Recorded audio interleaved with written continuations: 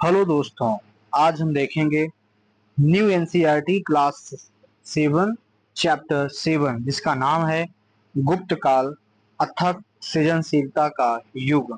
इसके पहले हमने मध्योत्तर काल को देखा हुआ है, जहां पे हमने शुंग वंश के बारे में पढ़ा, सातवाहन वंश, चोल, चेर, पांड्य और चेदी वंश। इसके अलावा इंडो ग्रीक, शक और कुषाण, इन सब के बारे में जाना। ये स्थिति पैदा हुई है जो लगभग 200 बीसी से 300 एडी तक का इतिहास क्लास 6 में, चैप्टर 6 में हमने देखा हुआ है। अब स्टार्ट होता है गुप्त काल। तो कालिदास ने क्या लिखा है? रघुवंशम उनकी कृति है, इसको याद रखें। न बल के द्वारा, न केवल कूटनीति से अधर्म का नाश किया जा सकता है, न ही चाटुकारिता से धर्म की स्थापना की जा सकती है। राज्य की वास्तविक शक्ति विद्या और बुद्धि में निहित होती है, न कि भोग वृत्ति में। किसी भी राज्य की वास्तविक शक्ति उसकी विद्या है, उसकी बुद्धि में निहित होती है। यानी वहां की शिक्षा पद्धति कैसी है, वहां की स्किल्स कैसे हैं, उस पर डिपेंड करेगा, ना कि सिर्फ भोग विलास में लगे रहना, चाटुकारिता करना। ऐसे में अजंता की गुफाओं का परिदृश्य, इनका निर्माण द्वितीय शताब्दी बीसीई से लेकर 480 एडी के मध्य हुआ है। अजंता गुफा जो उसमें स्थापित गुफाएं बनाई गई हैं, वो 1 साल या 2 साल में नहीं बनाई गई हैं। उनमें बनने में एक लंबा समय लगा है, लगभग 600 साल। 600 साल में इनका विकास हुआ है। तो आप देख सकते हैं अजंता की गुफा है, कैसे कीओ को काट काट करके रहने योग्य घर बनाए गए हैं, इसमें आदमी रह सकता है। गुप्त कौन थे? गुप्त काल को कभी कभी भारतीय इतिहास में उत्कृष्ट युग, क्लासिकल युग क्यों कहा जाता है? सवाल है कि गुप्त कौन थे। गुप्त काल को कभी कभी भारतीय इतिहास में उत्कृष्ट युग या फिर क्लासिकल युग क्यों कहा जाता है? इस समय भारतीय उपमहाद्वीप के अन्य भागों में क्या हो रहा था? इस काल के कुछ महान व्यक्ति कौन थे? आज भी उनके बारे में प्रचलित कथाएं क्यों महत्वपूर्ण है? तो हम 3 सवाल महत्वपूर्ण है। ठीक, तो ध्रुव और भविष्य,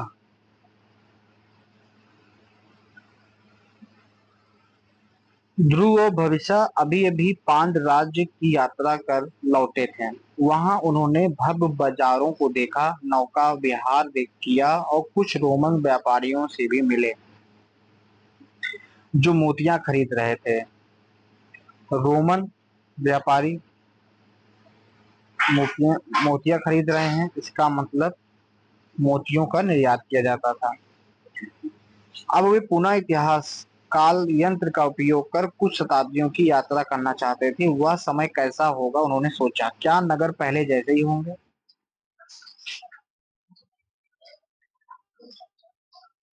लोग और समाज कैसे होंगे? क्या आप क्या उनमें परिवर्तन हुआ होगा? शासन प्रणाली कैसी होगी? क्या कोई नवीन साहित्य या कला देखने को मिलेगी? अभी वे इस प्रश्न के उत्तर की प्रतीक्षा में ही थे कि तभी इतिहास उन्हें एक नवीन युग की ओर ले चला। ये है गुप्त साम्राज्य। तीसरी से 6वीं शताब्दी एडी तक की अवधि के साम्राज्य और राज्य। हमने जैसा कि बताया कि मौर्योत्तर काल ही 200 बीसी से 300 एडी तक था। तो 300 से आगे लेके लगभग 600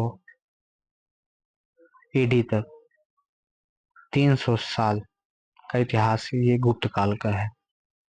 यहाँ पे हम देखेंगे जहाँ पहले मौर्य वंश था, शुंग वंश था, वहां अभी कौन है, गुप्त साम्राज्य आ गया है। यहाँ पहले कौन था, सातवाहन वंश था, अभी कौन है, वाकाटक राज्य है। कामरूप राज्य असम को कहते हैं। कामरूप राज्य एक महत्वपूर्ण शक्ति था जिसने वर्तमान असम के कुछ भागों पर शासन किया। गुप्त साम्राज्य अत्यंत शक्तिशाली था जो तीसरी से छठी शताब्दी ईडी तक समृद्ध एवं प्रभावशाली रहा। इसकी राजधानी पाटलिपुत्र था। गुप्त साम्राज्य की राजधानी क्या थी, पाटलिपुत्र थी। वाकाटक राजवंश ने भारतीय उपमहाद्वीप के मध्य क्षेत्रों पर शासन किया। उनकी राजधानी नंदीवर्धन वर्तमान नागपुर के समीप था। वाकाटक की राजधानी क्या थी, नंदीवर्धन थी। क्या थी, नंदीवर्धन। वाकाटक की राजधानी नंदवर्धन थी। जहाँ पे चेर, यहाँ चोर पांडव चेर पढ़े थे। अब देखिए हम क्या पढ़ रहे थे, पल्लव राज्य। पल्लव राज्य ने सातवाहन वंश के पश्चात शक्ति प्राप्त की और कांचीपुरम को अपनी राजधानी बनाया। पल्लव राज्य की राजधानी क्या थी, कांचीपुरम। अपनी राजधानी 9वीं शताब्दी बीसी के उत्तरार्ध तक शासन किया। भविष्य, इतने राज्य और साम्राज्य देखकर मेरा सिर घूम रहा है। मैं यह सब कैसे याद रख पाऊंगी। चिंता मत करो भविष्य। चलो पहले यह समझते हैं कि उस समय क्या हो रहा था, फिर हमें याद हो जाएगा। क्या उस समय कोई वस्तु हमें अपने घर के समीप भी देखने को मिल सकती है। चलो अपने काल यंत्र का प्रयोग करते हैं और पता लगाते हैं। भविष्य ने काल यंत्र इतिहास को सक्रिय किया और दोनों दिल्ली के मेहरौली पहुंच गए जहां प्रसिद्ध लौह स्तंभ खड़ा है। कहाँ पहुंच गए, दिल्ली के मेहरौली में जहां पर लौह स्तंभ खड़ा है। मेहरौली में क्या है, लौह स्तंभ है। मेहरौली में क्या है, लौह स्तंभ है। पास ही वे एक टूर गाइड को सुनते हैं जो लौह स्तंभ की महत्ता को बता रहा होता है। आइए हम भी देखते हैं। मेहरौली दिल्ली में,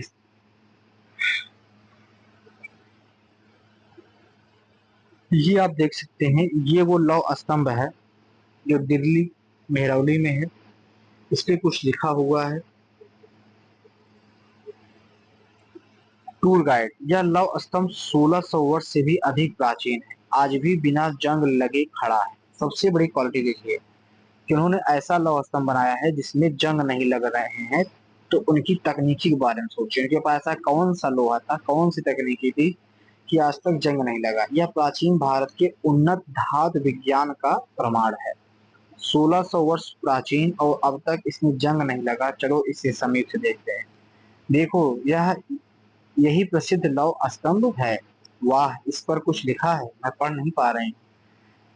इसे किसने बनवाया होगा और क्यों, चलो सुनते हैं गाइड चाचा क्या बता रहे हैं।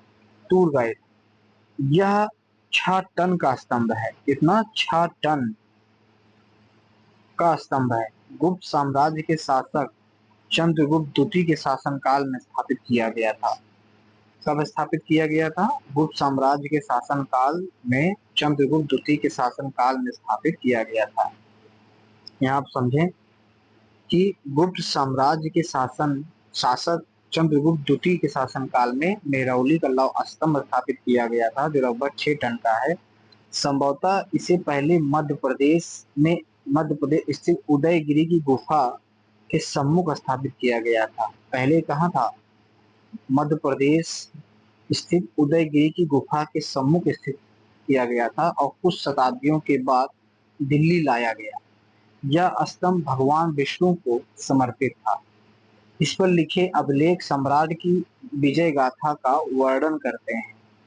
3-4 चीजें आप समझे पहले। ये पहले कहाँ था, मध्य प्रदेश में था, उदयगिरी की गुफाओं के सम्मुख था। ठीक, दूसरी चीज क्या, भगवान विष्णु को समर्पित है। भगवान विष्णु को समर्पित है और यह अभिलेख सम्राट की विजय गाथाओं का वर्णन करता है। यह तो बहुत रोचक है। हम इस सम्राट और उसके साम्राज्य के विषय में और अधिक जानने को उत्सुक हैं। गुप्त साम्राज्य के इतिहास को रोमांचक यात्रा का आरंभ करें, इसे अनदेखा न करें। यदि किसी साइकिल को मात्र 1 वर्ष के लिए बाहर छोड़ दिया जाए तो उसमें जंग लग जाएगा,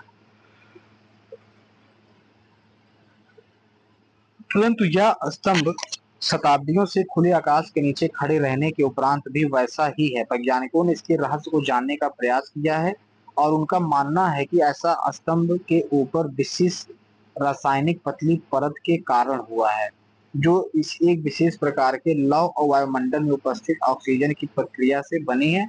यह परत लोहे के क्षरण से बचाती है। यानी उनके पास कोई ऐसी तकनीकी थी, ऐसी कोई रासायनिक परत था जो वायुमंडल में ऑक्सीजन और लोहे के प्रतिक्रिया से बनी थी और लोहे के क्षरण से बचाती थी।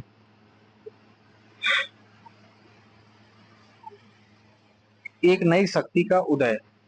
3री शताब्दी एडी तक उपमहाद्वीप के उत्तर उत्तर पश्चिम में फैला कुषाण साम्राज्य दुर्बल होने लगा। कल हमने देखा था, अगर ये इंडिया है तो कुषाण शासक यहाँ शासन कर रहे हैं। तो यही बताया जा रहा है कि 3री शताब्दी में आते आते कुषाण क्या हो गए, कमजोर हो गए। इनके पश्चात नए राज्यों का उदय हुआ। इससे एक नवीन काल की भूमिका बने गुप्त वंश का प्रादुर्भाव हुआ। गुप्तों की उत्पत्ति को लेकर विभिन्न मत हैं, परंतु यह व्यापक रूप से माना जाता है कि उनका उद्भव वर्तमान उत्तर प्रदेश के समीपवर्ती क्षेत्र में शासक के रूप में हुआ था।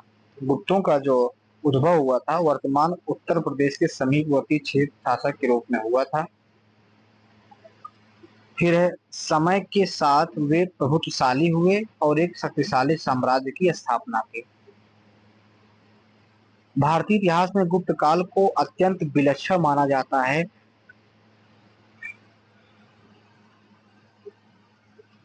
जिसमें अनेक क्षेत्रों में प्रगति हुई। विशेष रूप से चंद्रगुप्त द्वितीय के समय में कला, वास्तुकला, साहित्य, विज्ञान क्षेत्र में अभूतपूर्व उन्नति हुई, जिसकी छाप आज भी विद्यमान है। इस बात को याद रखें कि विशेष रूप से चंद्रगुप्त के समय में, गुप्त काल में कला, वास्तुकला, साहित्य, विज्ञान के क्षेत्र में अभूतपूर्व उन्नति हुई, जिसकी छाप आज भी विद्यमान है। दिल्ली के लौह स्तंभ पर उत्कीर्ण अभिलेख चंद्र दिल्ली के लौह स्तंभ पर उत्कीर्ण अभिलेख चंद्र नामक राजा का उल्लेख करता है, जिसे इतिहासकारों ने चंद्रगुप्त द्वितीय माना है। ध्यान रहे कि चंद्रगुप्त मौर्य नहीं है, जो मौर्य वंश से थे। चंद्रगुप्त द्वितीय को विक्रमादित्य के नाम से जाना जाता है। इसको याद रखें कि चंद्रगुप्त द्वितीय को विक्रमादित्य के नाम से जाना जाता है। वे गुप्त वंश के प्रसिद्ध शासकों में से एक थे। वे भगवान विष्णु के उपासक थे। किसके उपासक थे? भगवान विष्णु के उपासक थे। और मेरौली के स्तंभ पर भी भगवान विष्णु का ही मिला हुआ है। उनके वाहन गरुड़ की आकृति विक्रमादित्य के अनेक अभिलेखों पर मिलती है। यानी चंद्रगुप्त द्वितीय भगवान विष्णु के उपासक थे। उनके वाहन गरुड़ की आकृति विक्रमादित्य के अनेक अभिलेखों पर मिलती है, इसे अनदेखा ना करें। क्या आपने चंद्रगुप्त द्वितीय के नाम में द्वितीय देखा? इतिहासकारों ने यह संख्या इसलिए जोड़ी क्योंकि उससे उनसे पूर्व एक अन्य चंद्रगुप्त भी थे, अर्थात उनके पितामह। भारतीय परिवारों में यह परंपरा आज भी कहीं कहीं देखी जाती है कि पहले पुत्र का नाम उसके पितामह के नाम पर रखा जाता है। चंद्रगुप्त प्रथम गुप्त साम्राज्य के प्रारंभिक विस्तार की दृष्टि से अत्यंत महत्वपूर्ण थे। चंद्रगुप्त प्रथम वे अपने सिक्कों और रणनीतिक गठबंधनों के लिए प्रसिद्ध थे, जिनके माध्यम से उन्होंने शक्ति का केंद्रीकरण किया और सुदृढ़ साम्राज्य की नींव रखी। स्वर्ण मुद्रा जिसमें सम्राट चंद्रगुप्त प्रथम अपनी रानी कुमार देवी के साथ अंकित हैं। सिक्के के पृष्ठभाग में आसन पर विराजित देवी हैं, जिन्हें लक्ष्मी के रूप में पहचाना गया है। यहाँ आप अगर देखें इस सिक्के पर सोने की सिक्का है, तो यहाँ पे क्या दिखाई पड़ता है, ये चंद्रगुप्त प्रथम है, याद रखिएगा कौन है, प्रथम है, और ये कुमार देवी है, उनकी पत्नी कुमार देवी है, और ये लक्ष्मी जी हैं। योद्धा शासक, प्रयागराज में स्थित स्तंभ अभिलेख में प्रयाग प्रशस्ति भी कहा जाता है। प्रयागराज में स्थित स्तंभ अभिलेख, इसे प्रयाग प्रशस्ति भी कहा जाता है। चंद्रगुप्त द्वितीय के पिता समुद्रगुप्त की उपलब्धियों की प्रशंसा में है। चंद्रगुप्त द्वितीय के पिता की उपलब्धियों के बारे में है। चंद्रगुप्त द्वितीय के पिता कौन है, समुद्रगुप्त हैं। तो प्रयागराज का जो अभिलेख है वो प्रयाग प्रशस्ति किसके बारे में है, समुद्रगुप्त, समुद्रगुप्त चंद्रगुप्त द्वितीय के पिता हैं। इस अभिलेख के लेखक कौन है, इस अभिलेख के लेखक राजकवि हर्षेण के अनुसार, इसको याद रखें कि इस अभिलेख के लेखक कौन है, तो हरिशेण है, जो राजकवि थे। राजा की महत्वाकांक्षा धरणी बंद होना या संपूर्ण पृथ्वी को एक करना था। ये कह रहे हैं कि धरणी बंद होना या संपूर्ण पृथ्वी को एक करना था। इस उद्देश्य से उन्होंने अनेक युद्ध लड़े, कई राजाओं को पराजित कर उनके राज्यों पर अधिकार किया तथा अपने साम्राज्य का विस्तार किया। कुछ पराजित राजाओं द्वारा सम्राट की अधीनता स्वीकार करने और भेंट देने पर उन्हें पुनर्स्थापित कर दिया गया। कई अन्य राजाओं ने उनकी शक्ति से भयभीत होकर बिना युद्ध के ही समर्पण कर दिया।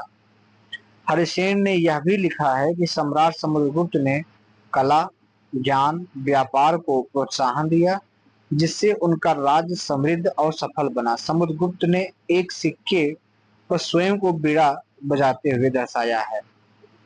समुद्रगुप्त ने एक सिक्के पर स्वयं को बीड़ा बजाते हुए भी दर्शाया है। यहाँ हम दो तीन चीजें पहले समझ लेते हैं कि समुद्रगुप्त का अभिलेख है जो प्रयाग प्रशस्ति में है, ठीक, उस पे उनके राजकवि हरिसेन ने लिखवाया हुआ है कि संपूर्ण पृथ्वी को एक करना ही समुद्रगुप्त का लक्ष्य था। उन्होंने कई युद्ध लड़े, अनेक राजाओं को पराजित कर दिया, राज्यों पर अधिकार किया, अपने साम्राज्य का विस्तार करते हुए। देखिए, जब वो मान लीजिए ये समुद्रगुप्त है, कोई छोटा राजा है, जब ये युद्ध किए और ये हार गया, इनकी अधीनता स्वीकार किया, और फिर इन्होंने क्या किया कि इसको राज्य फिर से दे दिया।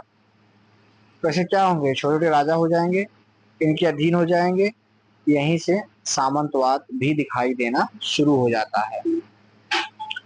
अगर सवाल आता है कौन शासक था जिसने खुद को बीड़ा बजाते हुए दिखाया है, तो उत्तर हो जाएगा समुद्रगुप्त।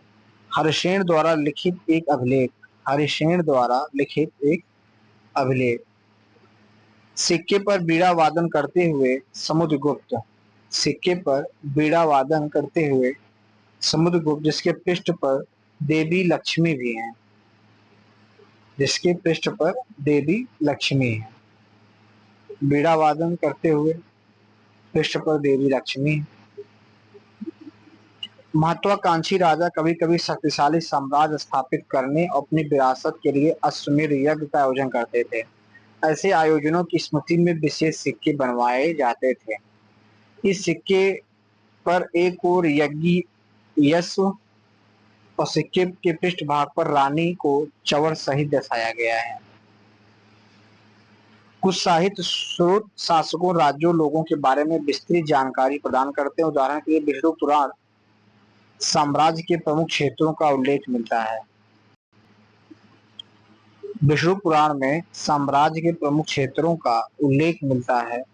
गुप्त वंश, अनुगंगा, मध्य गंगा घाटी, गुप्त वंश, मध्य गंगा घाटी, प्रयाग वर्तमान प्रयागराज, साकेत अयोध्या, मगध वर्तमान बिहार। साकेत मतलब अयोध्या, आसपास के समस्त क्षेत्रों पर शासन करेगा। लेकिन अपने उत्कर्ष पर गुप्त साम्राज्य ने वर्तमान उत्तर और पश्चिम भारत के साथ साथ मध्य और पूर्वी भारत के कुछ भागों पर भी शासन किया। कल्पना कीजिए कि एक विशाल सेना जिसमें सैनिक, हाथी, घोड़े, महाराज और अन्य सहायक कर्मचारी हैं, उन्हें एक स्थान से दूसरे स्थान तक ले जाने व उनके भोजन की आपूर्ति का कार्य कितना विशाल रहा होगा, स्पष्ट रूप से अधीनस्थ राजाओं को उनकी व्यवस्था करने के लिए कहा जाता होगा।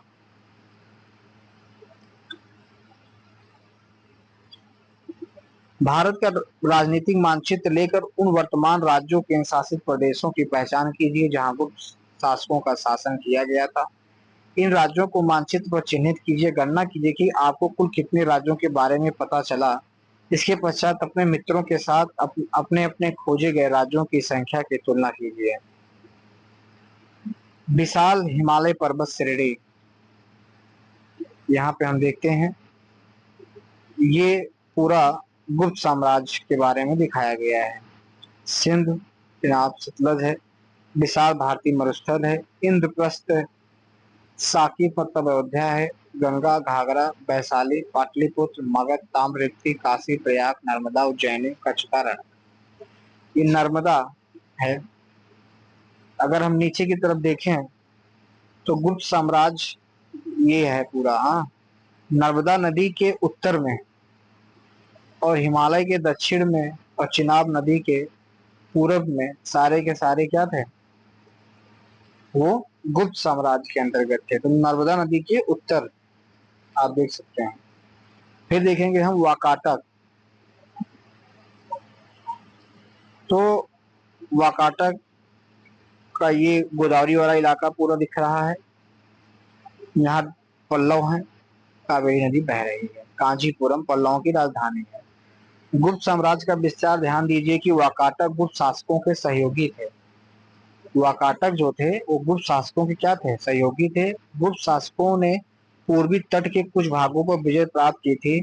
इसमें पल्लवों के राज सम्मिलित थे जिन्हें उन्होंने कुछ समय के लिए अपने अधीन कर लिया था। गुप्त शासकों ने पूर्वी तट के कुछ भागों पर विजय प्राप्त की थी। में पल्लवों के राज सम्मिलित थे जिन्हें उन्होंने कुछ समय के लिए अपने अधीन कर लिया था। जिन्हें उन्होंने कुछ समय के लिए अपने अधीन कर लिया था। फिर गुप्त युग में भारतीय समाज के विषमिक यात्री का वर्णन। चीनी यात्री फाहियान, कौन? चीनी यात्री फासियन ने 5वीं शताब्दी एडी के आरंभ में भारत की यात्रा की थी। फासियन लिखा हुआ है। वह पवित्र बौद्ध धर्मस्थलों ग्रंथ की पांडुलिपियां एकत्र करने के लिए इस लंबी और कठिन तीर्थ यात्रा पर निकला था। तो अगर ये फाहियान है, फासियान, तो 5वीं शताब्दी में आया था। और किस लिए आया था? तो बौद्ध धर्मस्थलों और ग्रंथों की पांडुलिपियों एकत्र करने आया था। वह उन्हें वापस चीन ले जाना चाहते थे। फासियन ने संपूर्ण भारत में व्यापक रूप से यात्रा की और यहाँ की संस्कृति, शासन व्यवस्था और समाज को देखा। अपने अनुभवों तथा लेखों को अपने देश के लोगों और हमारे लिए भी लिपिबद्ध किया। उनका यात्रा वृत्तांत आज भी उपलब्ध है। यहाँ उनके यात्रा वृत्तांत का एक अंश दिया गया है जिसमें गुप्त युग के बारे में उनकी टिप्पणी है। लोग अत्यधिक संख्या में हैं और प्रसन्न हैं। उन्हें पंजीकृत कराने या अधिकारियों के पास जाने की आवश्यकता नहीं होती है। जो लोग राज्य की भूमि पर खेती करते हैं वे अपने अनाज का एक भाग कर के रूप में देते हैं। राजा के अंगरक्षकों और सेवकों को वेतन मिलता है। साम्राज्य के मध्य में नगर अर्थात गंगा के मैदानों में सबसे बड़े और धनी निवासी समृद्ध, दयालु, धर्मनिष्ठ हैं। वैश्य परिवारों यानी व्यापारी या व्यवसायी के मुखिया दान और औषधि के लिए भवन बनवाते हैं। निर्धनों, अनाथों, रोगियों की देखभाल की जाती है। वैद्य उपचार करते हैं और निर्धन को भोजन और औषधि मिलती है। नगर में अनेक धनवान, वरिष्ठ वैश्य और विदेशी व्यापारी रहते हैं जिनके घर सुंदर हैं। गलियों को अच्छी तरह से व्यवस्थित किया गया है। बौद्ध राज्यों का एक प्रलेख जे लेन द्वारा अनुवादित। ऊपर दिए गए फासियान की यात्रा के विवरण को पढ़िए और उनके द्वारा वर्णित समाज की मुख्य विशेषताओं की पहचान कीजिए। अपने विचारों को लिखिए, सहपाठी मित्रों के साथ अपने लेख की तुलना कीजिए। आपको यह देखकर आश्चर्य हो सकता है कि अन्य लोग एक ही अंश में कितनी भिन्न व्याख्याएं करते हैं। फासियान जैसे ऐतिहासिक विवरणों से लिए गए अंश मूल्यवान स्रोत हैं, हालांकि एकमात्र विशेष समय और समाज के सीमित वर्ग के प्रति ही लेखक के दृष्टिकोण को दर्शाते हैं। यानी अब उसने पूरा उत्तर भारत तो नहीं घूम लिया होगा। वो जैसे अभी आप उत्तर प्रदेश आइए, लखनऊ घूम के चले जाइए और या फिर नोएडा घूम के चले जाइए तो आप कहेंगे बहुत विकास है। अरे आप कुशीनगर जाइए, महाराजगंज जाइए, बलरामपुर जाइए, तब पता चले सोनभद्र में जाइए। उसी प्रकार से है कि यह मात्र एक विशेष समय और समाज के सीमित वर्ग के प्रति एक लेख के दृष्टिकोण को दर्शाते हैं। हमें यह नहीं भूलना चाहिए कि अपनी यात्रा वृतांत में फासियान ने चंडालों के साथ हुए कठोर व्यवहार का भी वर्णन किया है। चंडालों के साथ कठोर, उन्हें बहिष्कृत माना जाता था और जो नगर की सीमा से बाहर रहते थे। जिस प्रकार आपने फासियान की यात्रा वृतांत के अंश को अपने मित्रों से अलग ढंग से समझा होगा, उसी तरह इतिहासकारों का समूह एक ही स्रोत की जांच करते समय अलग अलग तरह की व्याख्याएं कर सकता है। अपनी समझ को पुष्टि करने के लिए इतिहासकार फिर अन्य स्रोतों को देखते हैं। इससे यह ज्ञात होता है कि कोई भी निष्कर्ष निकालने से पहले अनेक स्रोतों, दृष्टिकोणों, व्याख्याओं का विश्लेषण करना आवश्यक होता है। गुप्त साम्राज्य की झलकियां, शासन और प्रशासन। आइए चित्र 7.8 में दिए गए मानचित्र को देखें। आप एक ही समय में अनेक राज्यों को एक साथ अस्तित्व में देखेंगे। आप एक ही समय में अनेक राज्यों को एक साथ अस्तित्व में देखेंगे। उनमें से कुछ राज्य अपने नियंत्रण को बढ़ाने के लिए महत्वाकांक्षा में एक दूसरे के साथ युद्ध भी करते होंगे। यह याद कीजिए कि कौटिल्य के राज्य के शासन संबंधी विचारों के बारे में आपने क्या पढ़ा था। उन्होंने शासकों को गठबंधन तथा मित्र बनाने की सलाह दी थी, जो सप्तांग के घटकों में से एक था और वो सातवां था। नए राज्य, नई उपलब्धियां, अभिलेखों और सिक्कों से गुप्त शासकों की उपाधियों, गुप्त शासकों की उपाधियां देखिए। महाराजाधिराज, सम्राट, चक्रवर्ती के बारे में मूल्यवान जानकारी मिलती है। ये उपाधियां उनके सर्वोच्च अधिकार के दावे को दर्शाती है। पहले के शासकों से उनकी श्रेष्ठता को रेखांकित करती, जो राजन और महाराज जैसी सरल उपाधियां प्रयोग करते थे। पहले के राजा जो थे वो राजन भी महाराजा कहलाते थे, लेकिन महाराजा धीराज, सम्राट, चक्रवर्ती वो इसलिए क्योंकि इनके आसपास कई छोटे छोटे राजा भी हुआ करते थे। तो ये नहीं चाहते थे कि लोग इनको समान राजा समझे, सभी के राजा हैं। ये याद दिलाने के लिए उन्होंने महाराजा धीराज, सम्राट और चक्रवर्ती जैसी उपाधियां धारण की। गुप्त शासकों ने अपने विशाल साम्राज्य का विस्तार और सुदृढ़ीकरण करने के लिए युद्ध, कूटनीति, गठबंधन सहित विभिन्न रणनीतियों का प्रयोग किया। गठबंधन के अंतर्गत वैवाहिक संबंध सम्मिलित थे। यानी विशाल साम्राज्य विस्तार के लिए उन्होंने कूटनीति और गठबंधन का सहारा तो लिया ही, साथ ही उन्होंने वैवाहिक संबंध स्थापित किए। इसका एक जाना माना उदाहरण प्रभावती गुप्त का है। इसका है प्रभावती गुप्त। गुप्त का है, जो चंद्रगुप्त द्वितीय की पुत्री थी। उनका विवाह गुप्त साम्राज्य के दक्षिण में स्थित पड़ोसी वाकाटक राज्य के राजकुमार से हुआ था। अब आप समझिए कि वैवाहिक संबंध स्थापित किया हो रहा है। जैसे यहाँ नर्मदा नदी के उत्तर में तो गुप्त साम्राज्य था ही, उसके नीचे और गोदावरी तक लगभग वाकाटक था। तो इन्होंने वाकाटक के यहाँ अपनी बेटी की पुत्री की शादी कर दी। चंद्रगुप्त द्वितीय ने, नाम था प्रभावती, और दुर्भाग्यवश उस राजकुमार की अकस्मात मृत्यु हो गई। फलस्वरूप प्रभावती गुप्त उस राज्य की प्रतिशासिका बन गई। प्रतिशासिका क्या होता है? वह व्यक्ति जो अल्प वयस्क राजा के स्थान पर अस्थायी रूप से राज्य का शासन तब तक संभालता है जब तक अल्प वयस्क राजा स्वयं शासन करने योग्य नहीं हो जाए। उनके शासनकाल के दौरान गुप्त और वाकाटकों के बीच संबंध सुदृढ़ बने रहे। इसके लिए उन्होंने यथासंभव प्रयास किए। उनके एक अभिलेख में दो राजाओं की मां के रूप में वर्णित किया गया है। उनके एक अभिलेख में दो राजाओं की मां के रूप में वर्णित किया गया है। यह उनके दो पुत्रों की ओर संकेत करता है जो बाद में वाकाटक राज के सिंहासन पर आसीन हुए। अपने पिता की तरह विष्णु भक्त होने के कारण प्रभावती गुप्त को भगवान विष्णु और उनके अवतारों को समर्पित 7 मंदिरों के निर्माण का श्रेय दिया जाता है। अपनी भगवान विष्णु को ही प्रभावती गुप्त ने भी वरीयता दिया था। उन्होंने 7 मंदिरों का निर्माण भी कराया था। इनमें से कुछ मंदिर वर्तमान महाराष्ट्र के रामगिरी रामटेक पहाड़ी में स्थित हैं। कहाँ बनवाया था? रामटेक या फिर रामगिरी पहाड़ी में बनवाया था। भगवान विष्णु के नरसिंह अवतार को समर्पित केवल नरसिंह मंदिर, कुछ इतिहासकारों के अनुसार यह मंदिर प्रभावती गुप्त की पुत्री द्वारा अपनी मां की स्मृति में बनवाया गया था। नरसिंह मंदिर, नरसिंह मंदिर ये है, नरसिंह भगवान का रूप है। इसको प्रभावती गुप्त की बेटी ने बनवाया था। दरबार में बैठी प्रभावती गुप्त का एक पुनर्कल्पित चित्र। अपने दरबार में बैठी हुई प्रभावती गुप्त पर बनी चित्रकारी को देखिए। उनके वस्त्र, मुद्रा, आसपास के लोगों और दरबार की व्यवस्था पर ध्यान दीजिए। ये सभी आपको उनके जीवन, भूमिका और समय के बारे में क्या बताते हैं? आपने अवलोकनों पर समूह पर चर्चा कीजिए और विचारों को साथ में कक्षा में व्यवस्थित कीजिए। 2 लोग इनके सामने आए हुए हैं। यहाँ कुछ लिख रहे हैं। ये राजकुमार हैं, इस सिंहासन पे हैं, कि सेवकदार हैं। गुप्त साम्राज्य में एक सुव्यवस्थित प्रशासनिक व्यवस्था थे। केंद्रीय स्तर पर सब कुछ नियंत्रण करने की जगह गुप्त राज्यों ने साम्राज्य को अनेक प्रांतों में विभाजित किया था।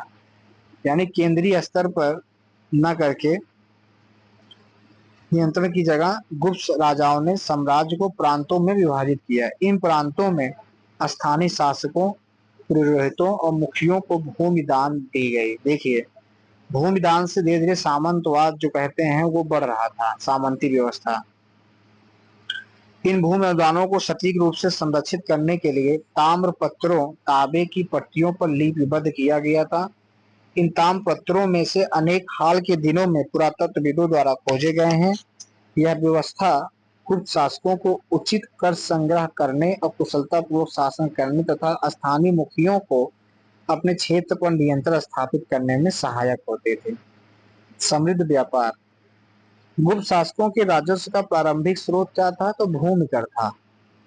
अन्य स्रोतों में दंड शुल्क, खदान, सिंचाई, व्यापार, शिल्प कर व्यवस्था सम्मिलित थे। इस राजस्व का उपयोग प्रशासन, सेना को बनाए रखने, मंदिरों, आधारभूत ढांचों के निर्माण और विद्वानों, कलाकारों को प्रोत्साहन देने के लिए किया जाता था। हम एक बार पुनः देखते हैं कि एक सशक्त साम्राज्य को बनाए रखने के लिए एक जीवंत आंतरिक और बाह्य व्यापार को बढ़ावा देना आवश्यक है। यानी व्यापार बहुत जरूरी है, तभी आप आंतरिक और बाहरी शक्ति अर्जित कर पाएंगे। गुप्त काल में भारत में भूमध्य सागरीय क्षेत्र, दक्षिण पूर्व एशिया, चीन के साथ व्यापार किया। कपड़ा, मसाले, हाथी दांत से बने आभूषणों और रत्नों का निर्यात किया गया। हिंद महासागर व्यापार तंत्र ने भारतीय बंदरगाह को दूर के बाजारों से जोड़ा। भूमध्य सागरीय बाजारों के मार्ग में एक महत्वपूर्ण पड़ाव सोकोट्रा द्वीप था। इसको याद रखें। भूमध्य सागरीय बाजारों के मार्ग में एक महत्वपूर्ण पड़ाव सोकोट्रा द्वीप था, जो सामरिक रूप से अरब सागर में स्थित था। सोकोट्रा द्वीप अरब सागर में स्थित था। मिस्र, अरब, रोम, ग्रीस के व्यापारियों के अतिरिक्त पुरातात्विक साक्ष्य जैसे मिट्टी के बर्तन, ब्राह्मी लिपि के अभिलेख, बौद्ध स्तूप वहां कई शताब्दियों से भारतीय व्यापारियों की उपस्थिति की पुष्टि करते हैं। मिस्र में, अरब में, रोम में, ग्रीस में हमें मिट्टी के बर्तन, ब्राह्मी लिपि के अभिलेख और बौद्ध स्तूप बताते हैं। यह लघु द्वीप हिंद महासागर में व्यापार के साथ द्वारा सांस्कृतिक आदान प्रदान को समृद्ध बनाए जाने का प्रमाण है। कौन? सोकोट्रा। सोकोट्रा कहाँ है? ये अरब सागर में पड़ता है। नवीन विचारों, उपलब्धियों का युग। जैसा हमने देखा गुप्त शासक विष्णु के परम भक्त थे। किसके भक्त थे? विष्णु के परम भक्त थे। यह प्रायः उनके सिक्कों और अभिलेखों में प्रलक्षित होता है। हालांकि उन्होंने अन्य परंपराओं विचारधाराओं को भी संरक्षण दिया। उन्होंने प्रसिद्ध नालंदा विश्वविद्यालय और कई अन्य बौद्ध विहारों सहित बौद्ध संस्थाओं का संरक्षण किया। उनका दृष्टिकोण उदार और समावेशी था। आगे की कक्षा में इन संस्थाओं के बारे में विस्तार से पढ़ेंगे। गुप्त काल के अंतर्गत शांति और स्थिरता लंबे समय तक बनी रही। क्या? शांति और स्थिरता, जिसने विभिन्न क्षेत्रों में उल्लेखनीय उपलब्धियों को प्रोत्साहन किया। यही कारण है कि कुछ इतिहासकार ने इस अवधि को भारत का उत्कृष्ट युग कहा है। गुप्त काल को भारत का उत्कृष्ट युग कहा है। यही वो समय था जब पूर्ववर्ती युगों के ज्ञान को एकत्रित करके अनेक ग्रंथों को संकलित किया गया। इसी समय कालिदास की रचनाओं, अनेक प्रमुख पुराणों के साथ संस्कृत साहित्य का विकास हुआ। आर्यभट्ट हुए, वराहमिहिर ने गणित और खगोल विज्ञान में उल्लेखनीय योगदान दिया। आर्यभट्ट कहाँ दे रहे थे योगदान? आर्यभट्ट दे रहे थे गणित में, वहीं वराहमिहिर दे रहे थे खगोल विज्ञान में। चिकित्सा के क्षेत्र में महत्वपूर्ण सिद्धांतों और पद्धतियों को संकलित और परिष्कृत किया गया। इसमें चिकित्सा के क्षेत्र में धातु विज्ञान में भी प्रगति हुई, जैसा हमने जंगरोधी लौह स्तंभ के उदाहरण में देखा है। इस स्थिरता ने अर्थव्यवस्था को सुदृढ़ किया, जिससे राज्यों ने विद्वानों, कलाकारों और वैज्ञानिकों को प्रोत्साहन दिया। फलस्वरूप सांस्कृतिक और बौद्धिक विकास संभव हुआ। चंद्रगुप्त द्वितीय स्वयं को अनेक विद्वानों, कवियों, कलाकारों के सानिध्य में रखते थे। ऐसी विविध प्रतिभाओं को संरक्षण प्रदान करके उन्होंने अपनी राजसभा को समृद्ध बनाया। आइए इस अवधि के कुछ उल्लेखनीय व्यक्तियों पर एक दृष्टि डालें। सबसे पहले हम ऊपर नालंदा विश्वविद्यालय के वर्तमान अवशेष को देखते हैं। ये अभी भी आपको देखने को मिलेगा। मोदी जी इसको फिर से बनाने के लिए पैसा वगैरह भी दिए हुए हैं। चंद्रगुप्त द्वितीय युद्ध में प्रस्थान करते हुए 1920 के दशक के कलाकार की कल्पना पर आधारित। आप देख सकते हैं कि चंद्रगुप्त द्वितीय की सेना में हाथी को जबरदस्त तरीके से दिखाया गया है। पैदल सेना है। आर्यभट्ट के बारे में थोड़ी जानकारी लेते हैं कि आर्यभट्ट कौन थे। आर्यभट्ट ये लगभग 500 एडी में तत्कालीन प्रसिद्ध शिक्षा केंद्र कुसुमपुरा, आधुनिक पटना के पास, तत्कालीन प्रसिद्ध शिक्षा केंद्र कुसुमपुरा पटना के पास में रहते थे। आर्यभट्ट ने गणित और खगोल विज्ञान पर एक संक्षिप्त ग्रंथ आर्यभट्टी की रचना की थी। तो आर्यभट्ट ने क्या लिखा हुआ है? आर्यभट्ट ने गणित और खगोल विज्ञान पर एक संक्षिप्त ग्रंथ आर्यभट्टी की रचना की। उन्होंने सूर्य, चंद्रमा और ग्रहों की गति की गणना हेतु सूत्र लिखे और प्रस्तावित किया कि पृथ्वी अपनी धुरी पर घूमती है, जिससे दिन और रात होते हैं। उन्होंने एक वर्ष की अवधि 365 दिन 6 घंटे 12 मिनट 30 सेकंड के समतुल्य बताए, जो आधुनिक 365 दिन 5 घंटे 48 मिनट 45 सेकंड के अत्यंत निकट है। आर्यभट्ट ने पृथ्वी के आकार का उचित अनुमान और सूर्य व चंद्र ग्रहण की एक सटीक व्याख्या भी की। उनका कार्य भारत और विश्व में वैज्ञानिक प्रगति की आधारशिला बना। गणित के क्षेत्र में आर्यभट्ट ने गणना और समीकरण समाधान के अनेक विधियों का वर्णन किया। इनमें से कुछ के बारे में आप विद्यालय में सीखते हैं, जबकि अन्य सर्वप्रथम 1500 वर्ष पूर्व आर्यभट्ट ने प्रतिपादित किया। अब हम देखते हैं वराहमिहिर के बारे में। तो सबसे पहले हम आर्यभट्ट के बारे में समझे कि 500 एडी में हुए थे, गुप्त काल में। इन्होंने आर्यभट्टी किताब लिखी, इसमें गणित और खगोल के बारे में कहा हुआ है। इन्होंने चंद्र, सूर्य, ग्रहों की गति और पृथ्वी की गति, दिन रात कैसे होते हैं, सबकी जानकारी दी। और वराहमिहिर ये इसी काल के अन्य गणितज्ञ और खगोल शास्त्री ज्योतिषी भी थे। गणितज्ञ, खगोल शास्त्री और ज्योतिषी भी थे। कौन? वराहमिहिर। उज्जैनी, ये कहाँ रहते थे? उज्जैनी में रहते थे। कहाँ रहते थे? उज्जैनी में। जबकि आर्यभट्ट पटना के पास। अब बराहमिहिर कहाँ रहते थे? उज्जैनी में रहते थे। इसको याद रखें। जो शिक्षा और ज्ञान की परंपरा के लिए विख्यात था। किसके लिए विख्यात था? शिक्षा और ज्ञान की परंपरा के लिए। कौन? उज्जैनी। उज्जैनी शिक्षा और ज्ञान परंपरा के लिए विख्यात था। उनके बृहद संहिता, कौन सी किताब? बृहद संहिता नामक ग्रंथ में खगोल विज्ञान और ज्योतिष से लेकर मौसम के पूर्वानुमान, वास्तुकला, नगर नियोजन, कृषि जैसे विषयों की विस्तृत जानकारी मिलती है। देख सकते हैं कि वराहमिहिर इसी काल के एक अन्य गणितज्ञ, खगोल शास्त्री और ज्योतिष थे। वे उज्जैनी में रहते थे, जो शिक्षा और ज्ञान की परंपरा के लिए विख्यात था। उनके बृहद संहिता नामक ग्रंथ में खगोल विज्ञान और ज्योतिष से लेकर मौसम के पूर्वानुमान, वास्तुकला, नगर नियोजन और कृषि जैसे विषयों की विस्तृत जानकारी मिलती है। क्या मिलती है? विस्तृत जानकारी। विश्व के तर्कसंगत दृष्टिकोण से देखने और उपलब्ध ज्ञान के साथ उसे जोड़कर नवीन सिद्धांत प्रस्तुत करने की उनकी क्षमता ने उन्हें अपने समय की विज्ञान क्षेत्र में अग्रणी बना दिया। तो दो महान गणितज्ञ हैं, इनको बारे में हमें जानना चाहिए। भविष्य और ध्रुव के साथ काल यंत्र में बैठकर गुप्त काल की यात्रा करते हैं। यदि आपको आर्यभट्ट बराहमिहिर से मिलने का अवसर मिले तो आप उनसे क्या पूछेंगे? मेघदूतम में यक्ष का मेघ को संदेश देते हुए एक दृश्य। मेघदूतम कौन लिखा है? कालिदास ने लिखा है। इन्होंने मेघदूतम लिखा है। कालिदास के बारे में पढ़ते हैं। महाकवि कालिदास के जीवन के विषय में बहुत कम जानकारी उपलब्ध है। किंवदंतियों के अनुसार एक बार लोगों के उपहास के कारण उन्होंने गहन साधना की, अपने जीवन की को एक नई दिशा दी। वे संस्कृत साहित्य और अलंकारिक काव्य के लिए प्रसिद्ध हैं। किसके प्रसिद्ध हैं? वे संस्कृत साहित्य और अलंकारिक काव्य के लिए प्रसिद्ध हैं। उनकी प्रसिद्ध रचनाओं में से एक मेघदूतम है। यह काव्य एक यक्ष के बारे में है, जो अपने स्वामी द्वारा अपने घर से निर्वासित होने के उपरांत एक उड़ते मेघ के माध्यम से अपनी प्रेयसी को संदेश भेजता है। प्रेम के उच्छ्वास के अतिरिक्त यह काव्य भारत के भूदृश्य और ऋतुओं का विस्तृत वर्णन प्रस्तुत करता है।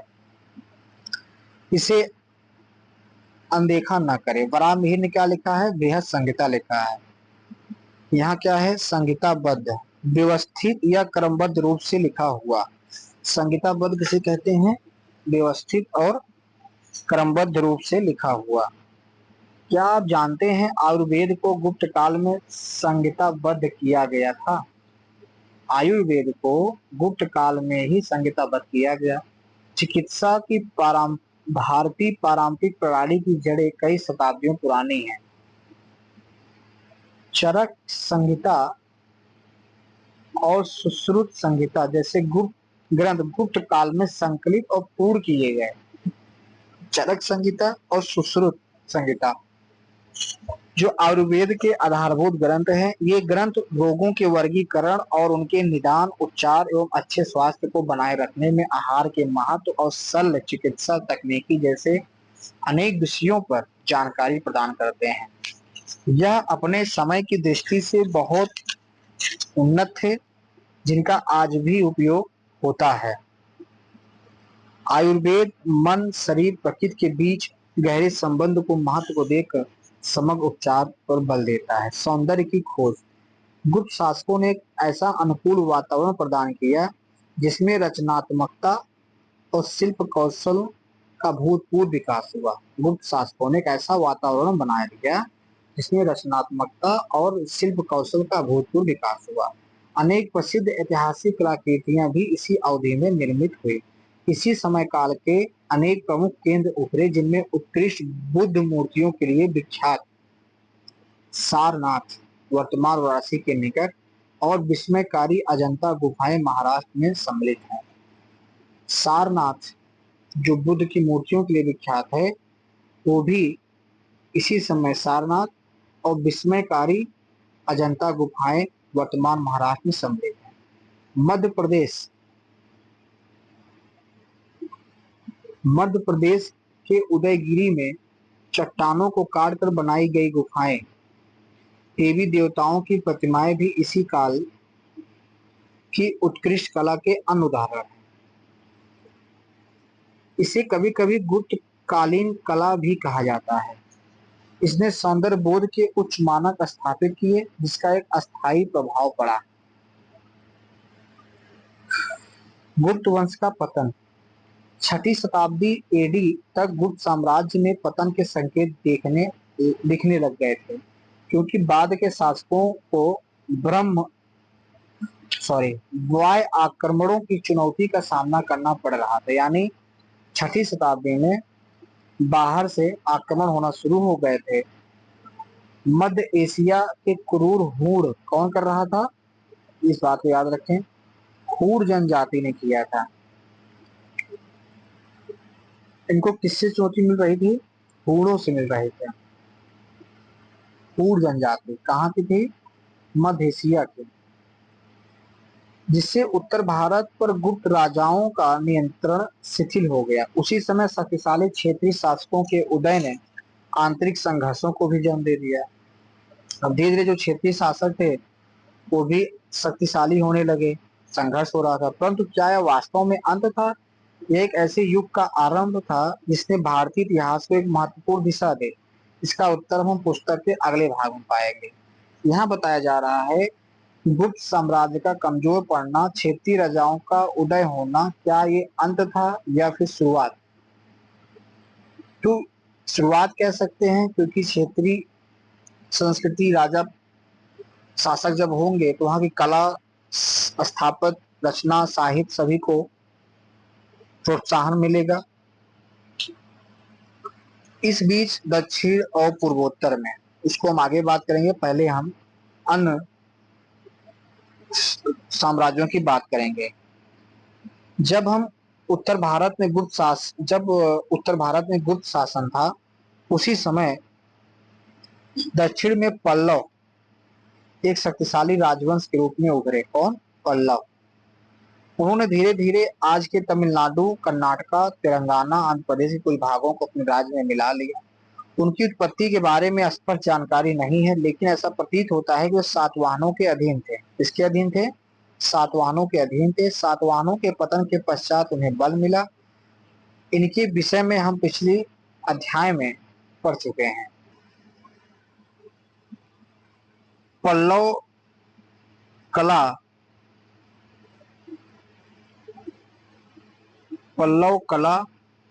वास्तुकला के भी महान संरक्षक थे। पल्लव के शासकों ने कला वास्तुकला का संरक्षण दिया हुआ था। उनमें से अधिकांश शिव भक्त थे। देखें आप, गुप्त किसके थे? विष्णु के। पल्लव किसके हैं? शिव के। चीज को याद रखें, ये शिव भक्त थे। उन्हें भव्य मंदिरों और चट्टानों को काटकर बनाई गई गुफाओं के निर्माण का श्रेय दिया जाता है। पल्लवों को भव्य मंदिरों और चट्टानों को काटकर बनाई गई गुफाओं के निर्माण का श्रेय दिया जाता है। इनमें से कुछ को हम उत्कृष्ट भारतीय वास्तुकला के अध्ययन के समय जानेंगे।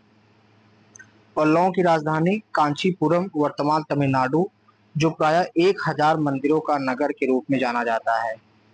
कांचीपुरम, पल्लवों की राजधानी कांचीपुरम, वर्तमान तमिलनाडु, जो प्रायः 1000 मंदिरों का नगर के रूप में जानी जाती है। कांचीपुरम 1000 मंदिरों का नगर दक्षिण में शिक्षा के प्रमुख केंद्रों में से एक के रूप में विकसित हुई थी। कांचीपुरम जो है वो शिक्षा के केंद्र के रूप में भी विकसित हुई थी। सातवाहन काल के दौरान स्थापित घटिकाओं शिक्षा के केंद्र ने शिक्षा और बौद्धिक विकास के एक वातावरण का निर्माण किया। सातवाहन काल के दौरान घटिकाओं का मतलब क्या हुआ? शिक्षा का केंद्र। इसको ध्यान दीजिएगा। अगर कहीं पूछे घटिकाएं कौन बनाया था? सातवाहनों ने बनाया था। और घटिकाओं का मतलब क्या है? शिक्षा का केंद्र। शिक्षा और बौद्धिक विकास के लिए एक वातावरण का निर्माण किया। पूर्वोत्तर क्षेत्र में वर्मन राजवंश, पूर्वोत्तर क्षेत्र में वर्मन, कौन, वर्मन राजवंश स्थापित था। कामरूप साम्राज्य ब्रह्मपुत्रा घाटी व्यापक रूप से वर्तमान असम, पश्चिम बंगाल, बांग्लादेश के उत्तरी भाग में विस्तृत था। ये जो पूर्वोत्तर की बात चल रही है, ये अरुणाचल प्रदेश, असम, ये तो यहाँ पे कौन था, वर्मन राजवंश द्वारा शासित कामरूप साम्राज्य ब्रह्मपुर घाटी तक विस्तृत था।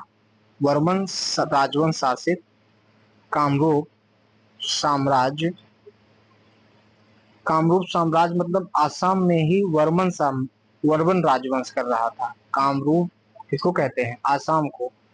तो कामरूप में कौन शासन कर रहा था, वर्मन राजवंश। कहां तक फैला है, ब्रह्मपुत्र की घाटी में। असम की ब्रह्मपुत्र घाटी का एक प्राचीन नाम क्या है, प्रागज्योतिष था।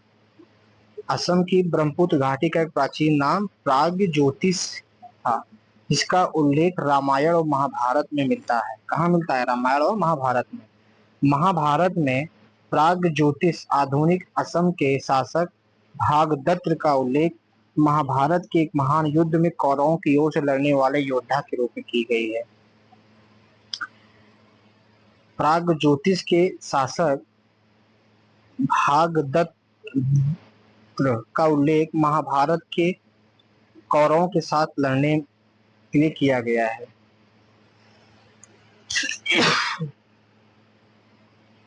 हमें जानकारी मिलती है कि भागदत्त किसकी तरफ लड़ रहे थे, कौरवों की तरफ से। कहाँ के थे, प्रागज्योतिष के थे। बाद के कुछ शासकों ने उन्हें अपना पूर्वज बताया है। कामरूप साम्राज्य एक प्रमुख सांस्कृतिक राजनीतिक केंद्र था। यहाँ मंदिर और मठ शिक्षा के केंद्रों के रूप में विकसित हुए। यहाँ जो मंदिर थे और मठ थे वो शिक्षा के केंद्र के रूप में प्रचलित हुए। गुप्तकालीन कला के रूप में विभिन्न आयाम। तीसरे चित्र में गुप्त काल की पक्की मिट्टी टेराकोटा से बनी मूर्तियां अहिच्छत्र पश्चिमी उत्तर प्रदेश से मिली हुई है। पश्चिमी उत्तर प्रदेश से मिली हुई है। भारत की पवित्र नदियों गंगा यमुना को दर्शाती हैं।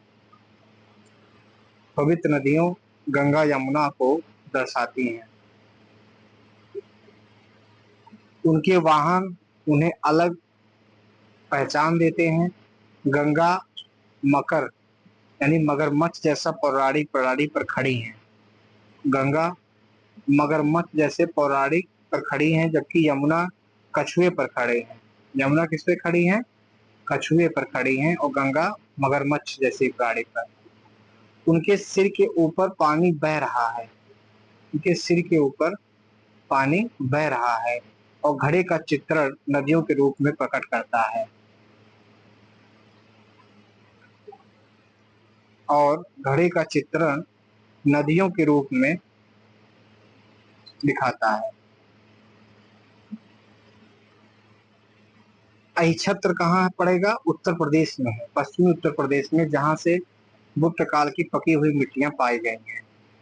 फिर दशा अवतार मंदिर कहाँ है, देवगढ़, उत्तर प्रदेश, शेषनाग पर विष्णु। ये आप देखे होंगे, ज्यादातर आपको फोटो मिल जाती है, तस्वीर देखने को।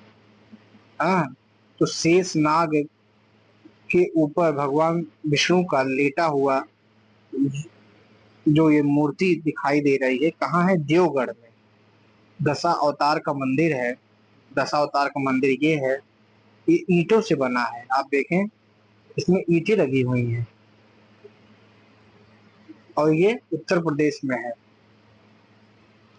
इस अवधि में प्रसिद्ध अजंता गुफाएं गुप्त और वाकाटक राजवंशों के सहयोग से बनाई गई थी। जो अजंता की गुफा आप देख रहे हो,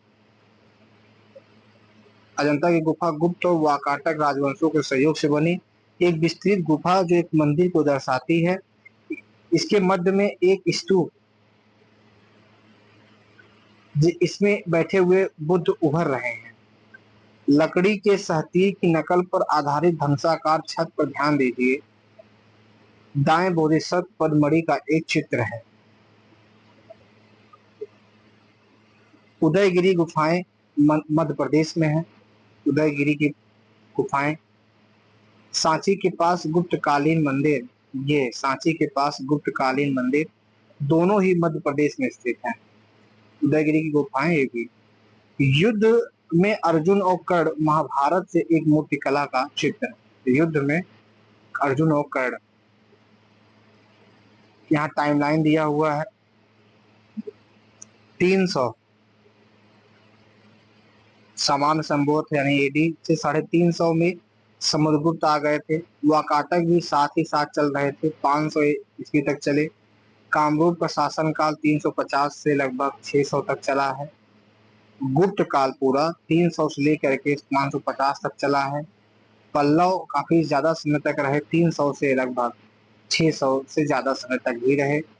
समुद्रगुप्त 350 में थे। चंद्रगुप्त द्वितीय आए, 400 में आए। प्रभावती गुप्त, इसकी शादी वाकाटक में हुई थी। कालिदास 450 में। आर्यभट्ट उसके बाद है। वराहमिहिर बाद में है। तो कालिदास और वराहमिहिर साथ में नहीं हो सकते, क्योंकि कालिदास 450 में है और वराहमिहिर 550 में है। 450, 550 और वहीं आर्यभट्ट 500 में है। पल्लव और कामरूप दोनों का उल्लेख प्रयाग प्रशस्ति में मिलता है। पल्लव और कामरूप दोनों का उल्लेख प्रयाग प्रशस्ति में मिलता है। ये बहुत ही दिलचस्प चीज है कि पल्लव और कामरूप दोनों का उल्लेख प्रयाग प्रशस्ति में मिलता है। पल्लव और कामरूप का, जिसके बारे में हमने पहले पढ़ा है। दक्षिण भारत के अभियान के समय समुद्रगुप्त ने एक पल्लव शासक को पराजित किया, परंतु इस क्षेत्र को अधिकार में नहीं लिया। इसके अतिरिक्त उन्होंने पल्लव सहित स्थानीय राजाओं को अपने सिंहासन पर तब तक बने रहने दिया जब तक वे समुद्रगुप्त की अधीनता स्वीकार करते हुए नियमित रूप से भेंट देते रहे।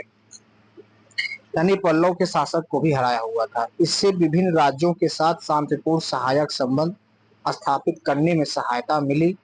इसी प्रकार पूर्वोत्तर में समुद्रगुप्त ने कामरूप के शासक को युद्ध में हराने के उपरांत उसका राज्य अपने सीधे नियंत्रण में नहीं लिया। इसी प्रकार हम समुद्रगुप्त की यह नीति बार बार पुनरावृत्त होते हुए देखते हैं। यानी दोनों को, पल्लव और कामरूप दोनों को समुद्रगुप्त ने हराया हुआ था और उनको अपने अधीन बनाया हुआ था। गुप्त काल उल्लेखनीय प्रगति का काल था। इसका प्रभाव गुप्त साम्राज्य की सीमाओं से कहीं आगे तक देखा गया। इसके परिणाम शताब्दियों तक कला, विज्ञान, साहित्य और शासन को प्रभावित करते रहे। गणित, खगोल विज्ञान, चिकित्सा, धातु विज्ञान सहित अन्य क्षेत्रों में हुई प्रगति ने भविष्य के वैज्ञानिकों तकनीकी विकास की नींव रखे। इस काल में बने भव्य मंदिर और सांस्कृतिक साहित्य आज भी हमें प्रेरणा देते हैं। गुप्त शासकों ने एक स्थिर और समृद्ध समाज का निर्माण किया। उसने भविष्य के शासकों के लिए एक मानक स्थापित किया। उनकी विरासत आज भी भारतीय संस्कृति, परंपराओं और आदर्शों में जीवित है। यह गुप्त काल को भारतीय इतिहास के शीर्षतम बिंदुओं में से एक के रूप में स्थापित करता है। गुप्त शासकों ने युद्ध, भूमि, अनुदान और वैवाहिक संबंधों के माध्यम से स्वयं को समर्थ बनाया और साम्राज्य में स्थिरता सुनिश्चित की। इस काल में कला, साहित्य, विज्ञान, गणित के क्षेत्र में उल्लेखनीय प्रगति देखी गई। गुप्त वंश के अतिरिक्त वाकाटक, पल्लव, वर्मन वर्मन कहाँ थे? कामरूप वाले इलाके में। पल्लव कांचीपुरम, वाकाटक के नीचे ही थे। राजवंशों ने अपने अपने क्षेत्रों में शासन किया। इन सभी राजवंशों ने मिलकर इस काल को सांस्कृतिक और बौद्धिक रूप से जीवंत किया। अब इन प्रश्नों को आप पढ़िएगा और उनका जवाब देने की कोशिश करिएगा। हम मिलते हैं अगले चैप्टर में। तब तक के लिए धन्यवाद।